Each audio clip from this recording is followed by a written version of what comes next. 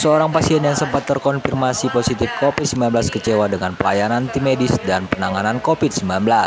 Kekecewaan itu ditumpahkan terhadap pelayanan laboratorium infeksi Universitas Syahkuala yang mengabaikan pasien dengan biaya BPJS.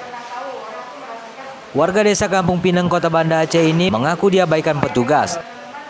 Sejauh ini belum mendapatkan klarifikasi dari laboratorium Unsia. Petugas mengutamakan pasien yang melakukan uji swab dengan mandiri.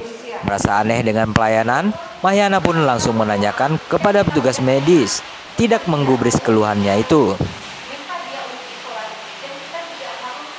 Kita berinisiatif satu keluarga untuk swab ulang, kan? Setelah menjalani masa isolasi. Nah, ketika sampai di sana pukul 10 pagi, kita udah daftar, kita udah isi formulir. Tapi begitu dia pisahkan formulir kita antara yang BPJS dengan yang mandiri yang membayar, itu kita nggak dipanggil-panggil sampai dengan jam 11. Mereka menunjuk bahwa mereka mendahulukan yang membayar langsung daripada kita yang dibayar oleh. Mahyana beserta 6 orang anggota keluarganya baru selesai isolasi mandiri setelah terkonfirmasi positif COVID-19.